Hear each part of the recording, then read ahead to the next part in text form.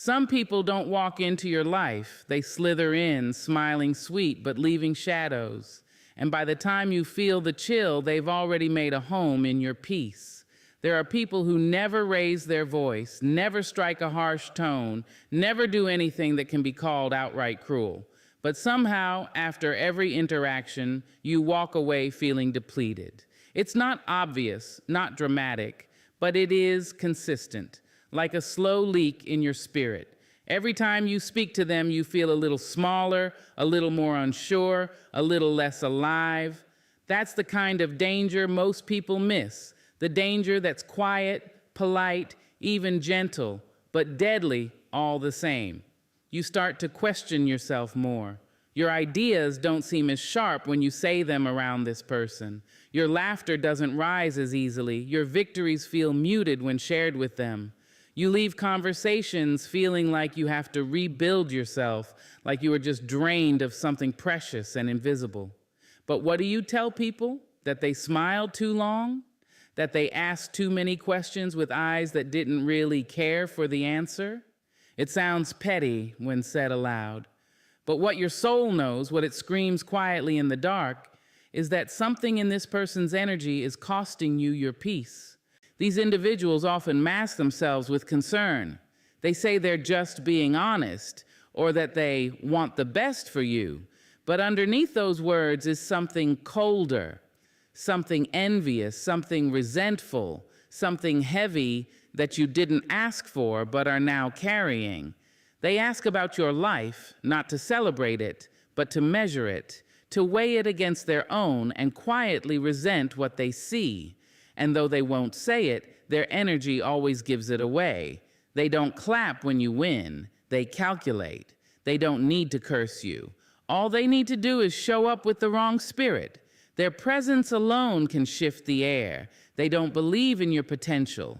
And somehow that disbelief wraps itself around your goals like fog. You feel it when you try to work, when you try to move forward. It's not inspiration you feel after speaking to them, it's hesitation. This is how spiritual warfare shows up in relationships. Not through fire and brimstone, but through subtle drains on your hope, your clarity, your confidence, through the consistent presence of someone who, on the surface, might look harmless, even friendly, but whose energy is emptying you slowly. Their eyes don't light up when you speak. Their tone carries an undercurrent of doubt. They listen with a smirk, not a spirit. They may not even realize what they're doing, but whether intentional or not, the effect is the same. You are being spiritually dehydrated. It doesn't happen all at once. That's what makes it so dangerous.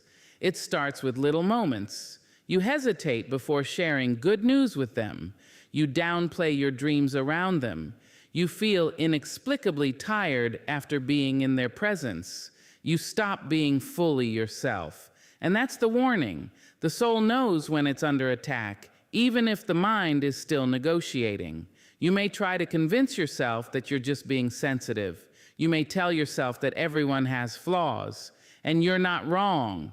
But there is a difference between someone who's human and healing and someone whose presence consistently costs you. The difference is in the pattern. The difference is in how you feel after. You might feel guilty for wanting to create distance.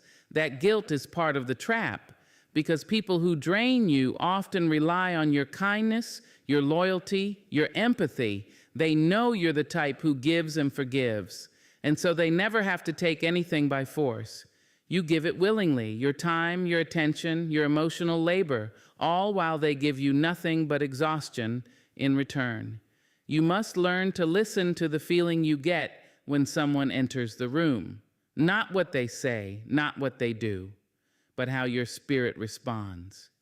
Do you feel lighter, or do you suddenly feel like shrinking? That response is not imaginary. That is wisdom, trying to speak in a voice deeper than words. People who leave you empty aren't always bad people, but they may be the wrong people for you. And if you don't start identifying the emotional and spiritual cost of certain relationships, you'll keep paying the bill in silence. No one should leave you feeling like you've lost something every time you interact with them. That is not connection. That is extraction. And love, real love, doesn't take more than it gives. It doesn't dim you to feel safe. It doesn't require you to shrink to make space for someone else's insecurity. You don't owe your energy to anyone who doesn't respect its value. If someone always makes you feel worse, less sure, less hopeful, less whole, it's time to stop explaining it away and start protecting what's left of your peace. There are people in your life who will smile at your sadness, not with their mouths, but with their energy. They will seem warm when you're weak and supportive when you're silent. But don't be fooled. What they love is not you, it's your struggle. They feel tall only when you feel small. Your pain makes them powerful, your confusion comforts them, and your setbacks give them peace. These are not supporters. These are shadows dressed in celebration. You may not notice it at first. They show up when you're broken, and it feels like care. They check in when life is heavy, and it feels like loyalty. But pay attention to what happens when you start rising, when your vision becomes clear, when you begin to speak with certainty, walk with confidence, and shine without apology. Suddenly, their energy shifts. They become distant. Their support grows thin. They may not say it, but you'll feel it. Your healing is a threat to them. These people operate best when you are in pieces. They know how to comfort your chaos, not honor your clarity. The moment you start dreaming bigger, they start shrinking emotionally. They won't clap when you win because your light makes their darkness too loud to ignore. And the ones who need you to stay broken to feel whole, those are the ones who applauded when you were small. Not because they cared, but because your struggle made them feel superior. They may act like they're rooting for you, but it's only when you're beneath them. They prefer you uncertain because your certainty would force them to question why they're still standing still. They enjoy your limitations because your growth exposes their refusal to evolve. So they compliment your humility, but mock your ambition. They praise your patience, but dismiss your power. When you settle, they smile. When you soar, they squint. This is not love. This is not friendship. This is control dressed in concern. These people pretend to be allies, but they monitor your growth like a threat report. They only feel safe when you're doubting yourself. And if you really pay attention, you'll see the pattern. They light up when you're struggling. They listen when you're low. They give advice that sounds wise, but keeps you stagnant. Maybe you're doing too much. Don't get your hopes up. Be realistic. They wear their caution like compassion, but it's really just fear cloaked in familiarity. The truth is, they are uncomfortable with your greatness because they've never confronted their own mediocrity. And rather than rise with you, they'd rather keep you right where they found you, small, unsure, apologizing for your desires. They see your potential, but they hope you don't. Because the moment you fully realize your power, their false sense of superiority collapses. These people will never say they don't want you to grow. In fact, they'll pretend they do. They'll tell you they're proud, but watch their actions. They cancel plans when you succeed. They forget to congratulate you. They become strangely quiet when your name starts getting called in rooms they've never entered.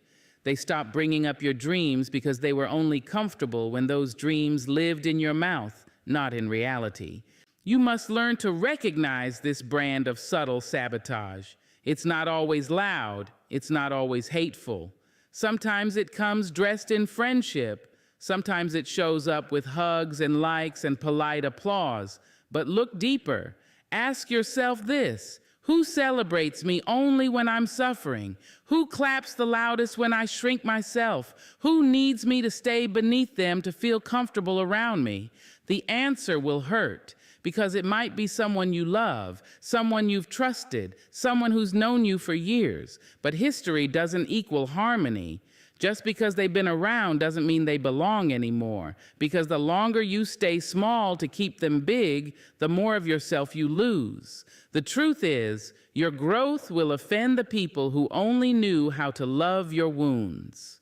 Your strength will confuse those who bonded with your weakness, and your healing will intimidate the ones who were secretly feeding off your brokenness. But don't shrink to soothe their ego. Don't apologize for evolving. Don't clip your wings just to stay grounded with people who never wanted to see you fly in the first place. You were not born to stay small. You were not created to survive in someone else's comfort zone. Your light was meant to stretch beyond what they can understand. And if your rise makes them recoil, let them go. Some people applauded your struggle because it kept them from facing their own. But now is your time to stand tall and let the ones who only clapped when you were down fade quietly into the background. There is a certain kind of person who asks about your pain, not because they care, but because they want a record. They lean in when you speak your wounds, not out of compassion, but curiosity. They nod as you cry. They offer tissue.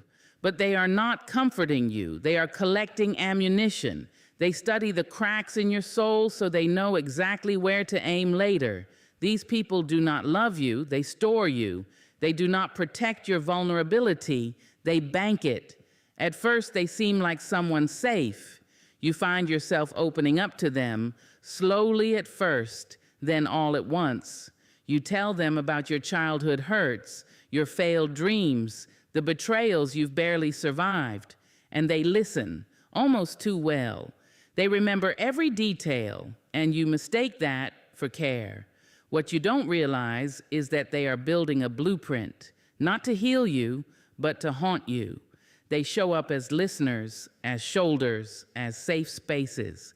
But time reveals something darker, because one day, in a moment of conflict or control, they will bring up what you told them in confidence, and they won't do it in anger. They'll do it with calm cruelty, precision, intent. They'll remind you of your past just when you're starting to rise.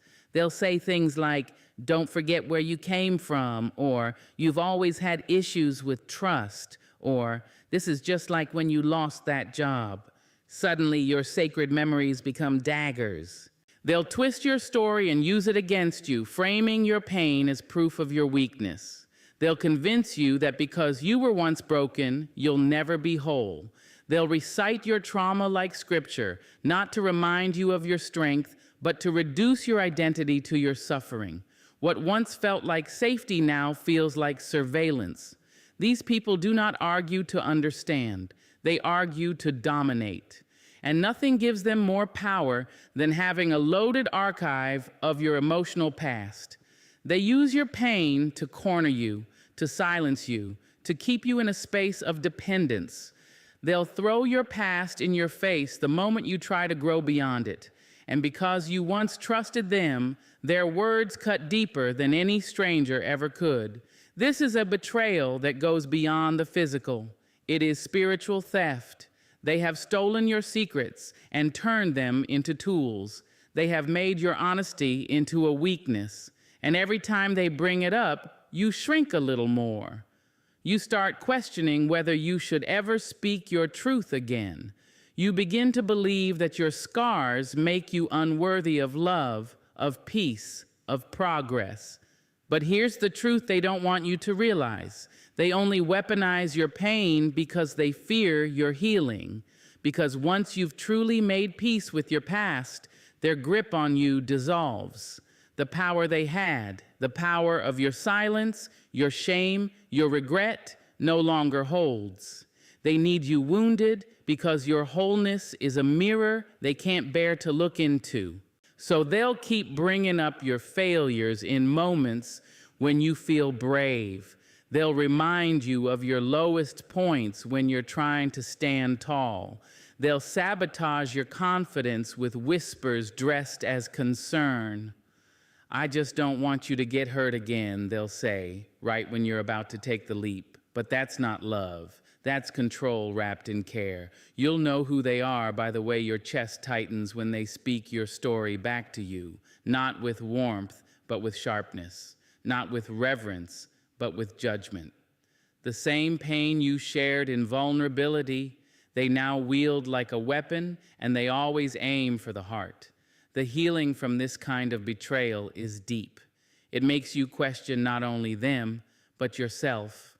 How could I have trusted them? How did I not see it? You feel exposed, foolish even, but that shame isn't yours to carry. It belongs to the one who took your trust and turned it into leverage.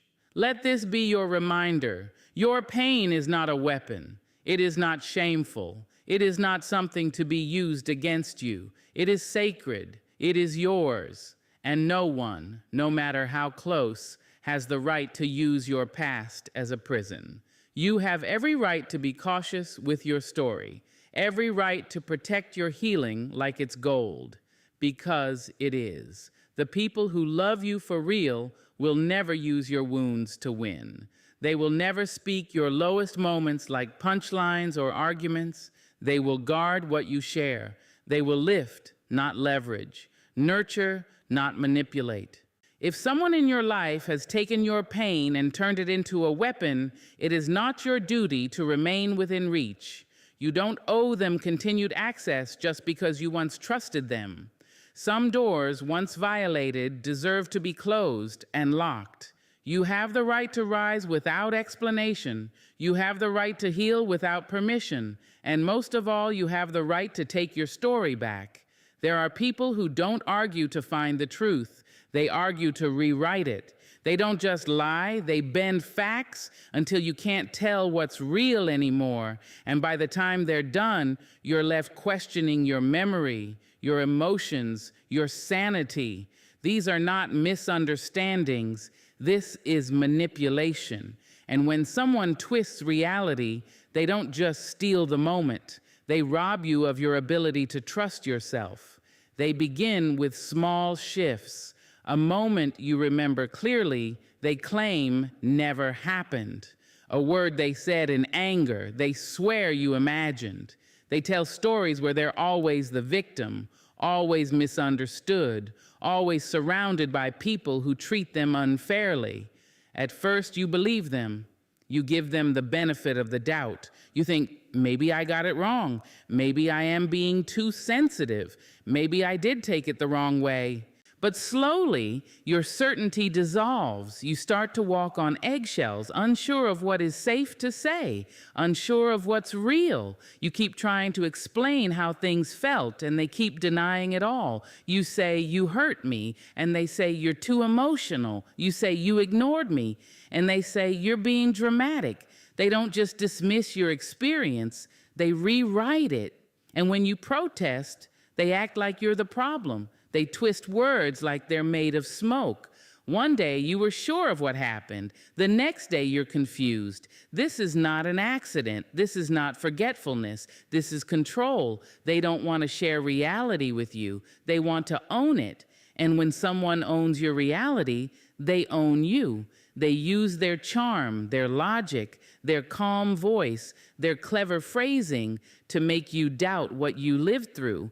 They're so smooth with it that even when you know they're lying, you still feel guilty for confronting them. They convince you that you're overthinking, that your instincts are flawed, that your emotions are too big. And the moment they see your doubt grow, they push deeper.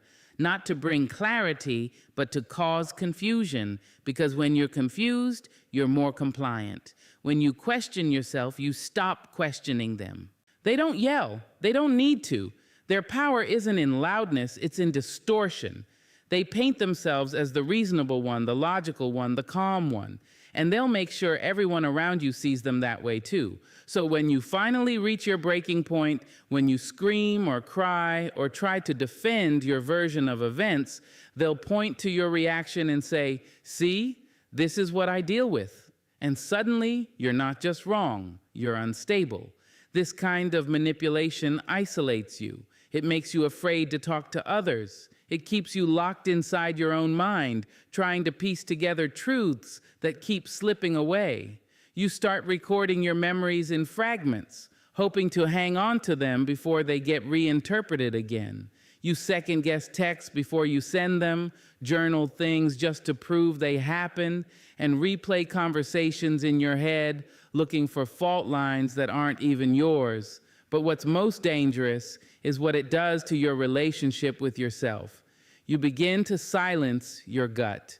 You begin to edit your feelings before you express them.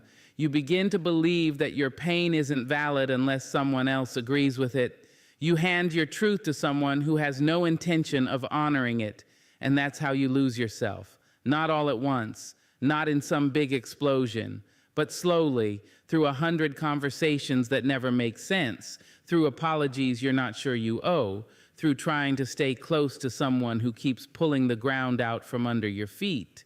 The truth is, anyone who forces you to question your lived experience is not someone you can trust with your soul.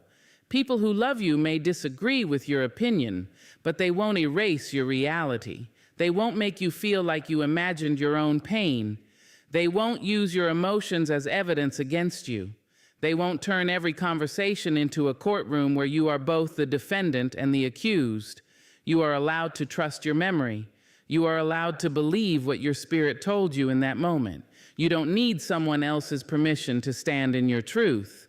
And if someone keeps making you feel like your truth is unstable, it's not because you're broken, it's because they're trying to break what's solid in you. This isn't about being right, it's about being real. And if someone refuses to meet you in reality, they don't deserve access to your heart.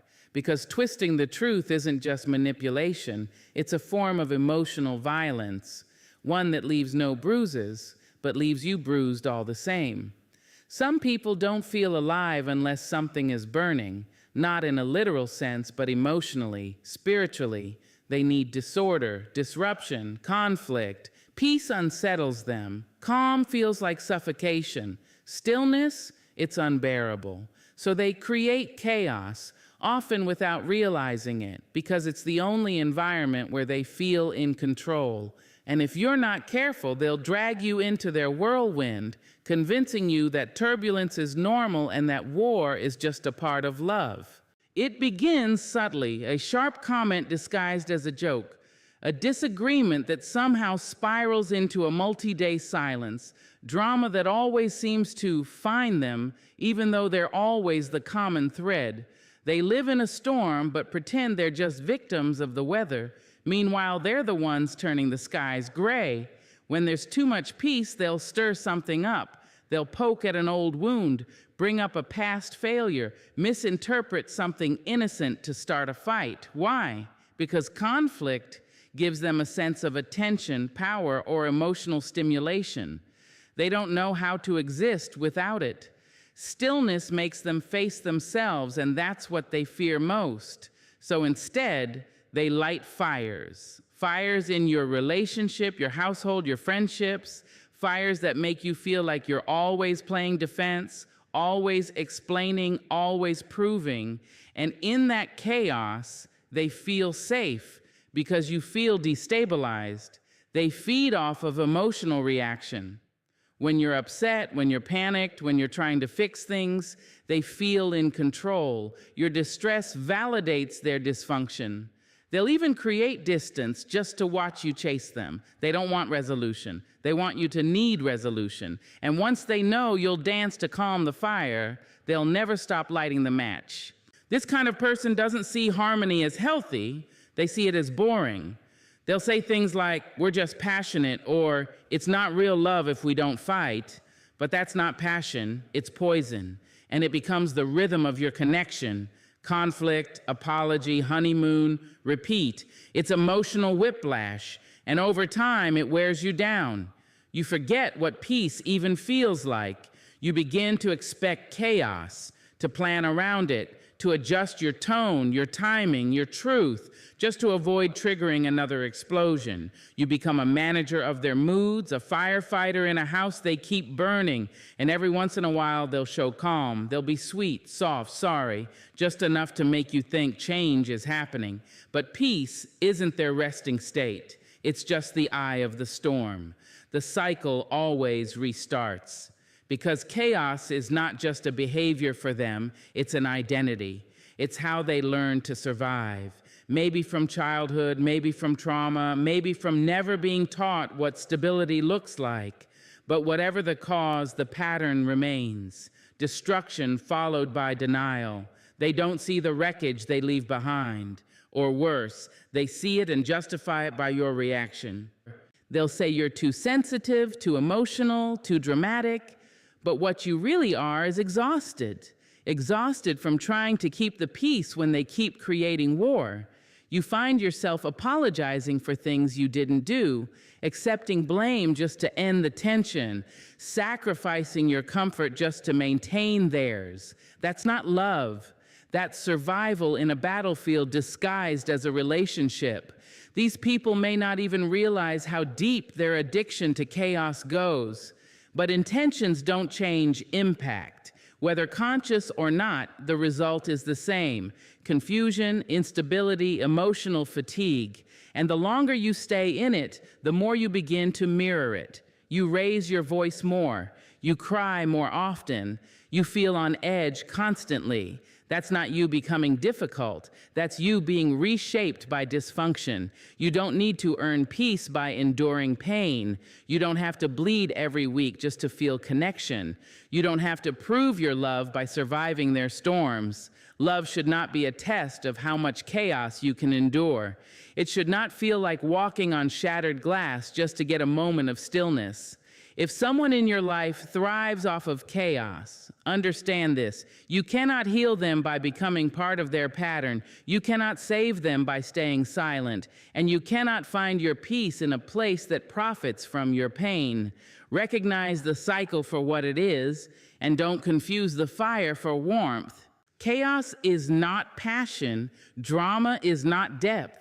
Turmoil is not proof of connection. You deserve peace that doesn't need to be purchased with your sanity. You deserve a love that doesn't cost you your center. And if someone keeps pulling you into their storm, you are allowed to step away and reclaim your calm. You don't owe your life to someone who is addicted to setting it on fire. Some people don't come into your life to connect. They come to copy. At first, they feel familiar, like an instant bond. They say things that echo your thoughts. They finish your sentences. They share your interests, your rhythms, your style. You feel seen, heard, mirrored, and it feels so natural, like maybe you found someone who truly gets you. But slowly, without warning, that reflection stops being comforting. It starts to feel invasive. Because what seemed like admiration was actually imitation. And that imitation becomes a method of infiltration. They study you, not to celebrate you, but to become you. The way you speak, the words you use, the things that move your soul, they take notes. They observe the way others respond to your energy, your creativity, your confidence, and they begin to wear it like a costume, a mask of your essence, stitched together with borrowed pieces of your identity. But they don't just mimic, they maneuver. They use the resemblance to gain your trust. And once they have it, they start to move into spaces you created, relationships you built, dreams you dared to speak aloud. They don't just want to be close. They want to be inside your circle, your influence, your plans. And they'll get there by reflecting you until you lower your guard. You'll think, they're just like me, when in reality, they're not being themselves at all. They're being you on delay. This kind of person is dangerous not because they're loud, but because they're subtle. They don't take what's yours by force. They make you offer it. And because they've mirrored your language and your energy, you won't recognize the theft at first. You'll share your vision and they'll nod. You'll give advice and they'll absorb it. You'll mention a project and weeks later, they're launching something strikingly similar, but calling it their own. They're not inspired, they're absorbing. And slowly they start positioning themselves where you used to stand. They speak your truths like they lived them. They recite your phrases without credit. They reshape your story to make themselves the main character. They move through your world like they belong there because they've rehearsed the part by watching you. You begin to notice the overlap, your words coming out of their mouth, your style reflected in their image, your connections slowly shifting toward them. At first, you'll feel flattered, then confused, then betrayed, because what looked like kinship was really competition in disguise. They never wanted to walk beside you. They wanted to replace you step by silent step. You may try to tell yourself it's coincidence. You may feel petty for noticing, but your intuition isn't lying. The unease you feel isn't jealousy, it's recognition. You're watching someone wear your skin like a borrowed jacket, trying it on until it fits them better than it fits you. That's not inspiration, that's identity theft. And the worst part is when you finally speak up, when you try to draw a line, they'll act wounded, confused. You're overreacting, they'll say. I'm just inspired by you, they'll claim. But admiration doesn't steal. Admiration doesn't compete. Admiration doesn't infiltrate your life and try to remake it in its image. They knew what they were doing from the first compliment that seemed too tailored, from the first time they asked about your journey, not to learn from it, but to leverage it. They watched what made you shine, then rehearsed it in the mirror. And now they're using your voice to build their stage. This is how infiltration works. It's slow, intimate, and almost invisible. It hides behind compliments. It calls itself connection, but its true goal is replacement. And if you don't recognize it, you'll wake up one day wondering how someone else is living a version of your dream, using words you once whispered, standing in spaces you once claimed. But understand this, no one can truly steal what's rooted in authenticity. They can mimic your expression, echo your thoughts, recreate your form, but they can't duplicate your essence. What's real can't be replicated. And eventually the copy fades, because while they were busy trying to be you, they forgot how to become themselves. You are not paranoid for protecting your vision. You are not cruel for creating distance. You are not insecure for noticing the shift. When someone imitates just to infiltrate, you are not obligated to keep them close. Some people don't come to share your light. They come to dim it, redirect it, and claim it. Don't let them. Your path is sacred, and it's yours alone. There's a kind of discomfort that has no explanation. It doesn't come from words spoken or actions taken. It comes from presence alone. A person walks into the room, and something in your body tightens. Your shoulders rise just slightly. Your breath gets shallow. You smile, but your spirit flinches. You're not sure why, but you don't feel safe. There was no insult, no threat, no visible harm, and yet every cell in you is whispering, something's off. And for a long time, you might ignore that voice. Because how do you explain danger that doesn't have a face? How do you point to a wound that hasn't been made? You can't. And so you gaslight yourself. You say, maybe I'm being dramatic, or they've never done anything wrong. But your nervous system doesn't lie. Your intuition doesn't need proof. There are people whose energy speaks louder than their words. Their vibe enters before they do, and it disturbs the atmosphere. You feel it in subtle ways. You laugh less around them, not because they said anything cruel, but because the room suddenly feels cold. You share less, not because they asked you to be silent, but because your soul doesn't trust them with your truth. You tense up without knowing why.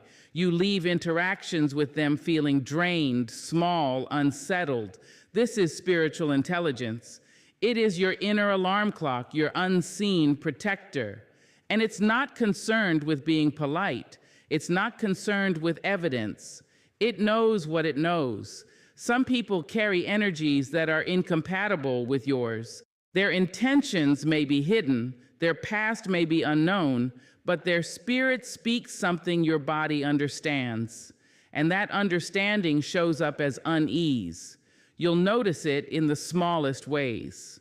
You'll avoid eye contact, not out of shyness, but out of self-preservation. You'll feel guarded when they ask simple questions. You'll overthink before speaking in their presence. You might even feel clumsy around them, like you're never quite grounded. These are not flaws in you. These are survival cues. Something in them isn't safe, and your being knows it. But because this feeling is invisible, you might suppress it, especially if others speak well of them, especially if they've never done anything wrong. You'll begin to doubt yourself. You'll convince yourself to give them another chance, to be more open, to ignore what your body keeps screaming. And that's when the damage begins. Because when you silence your knowing, you make room for harm. Some people don't show their true face until they're deep enough into your trust to hurt you with precision, and your intuition knows this. It recognizes the subtle tension in their smile. It catches the way they listen too carefully or not at all. It senses the cold calculation behind their flattery. It sees through the performance and into the void behind their eyes. You may not know why they unsettle you, but you don't need to. You don't owe anyone an explanation for protecting your peace. You don't need a reason to distance yourself from someone who feels wrong to your soul. It's okay to leave the room without justification. It's okay to stay quiet around someone whose energy feels like a trap. You're not rude. You're not broken. You're aware. We are trained to prioritize logic over instinct. We're taught to doubt our bodies, our senses, our gut feelings. But some of the deepest truths come without words. Some of the greatest warnings arrive as sensations. That tightness in your chest, that hesitation before a handshake, that subtle discomfort when they enter the room, it means something. Don't brush it off. Some people wear masks so well, they even convince themselves they're safe. But their spirit carries wounds, agendas, or darkness that leaks out in silence. You don't have to witness abuse to sense danger. You don't have to be hurt to be warned.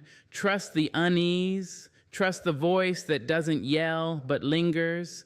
You are not overreacting. You are not too sensitive. You are tuned in. And when you feel that chill in the presence of someone who seems fine on the surface, listen. You don't have to accuse them. You don't have to confront. But you do have to choose you. You do have to walk away if staying makes your peace feel threatened. Because sometimes the soul speaks in shivers, and the people who truly love you, who are aligned with you, will never make your spirit want to run. If someone causes fear that can't be named, heaviness that can't be explained, or silence that feels forced, it's not your job to analyze it. It's your responsibility to honor it. Safety isn't just about physical presence. It's emotional, spiritual, energetic. And when someone feels unsafe, without reason, without evidence, believe that. Your intuition is not here to be polite. It's here to protect. Demons don't need to drag you to hell. All they need is a seat at your table, and they'll toast to your destruction with your own glass. So if this message stirred something in you, don't ignore it. Someone in your life might be hiding behind good intentions, but holding a knife in their smile. Protect your peace like it's sacred, because it is. Cut ties if you must. Choose light. Choose truth. And when in doubt, remember this. Even angels had to cast one down.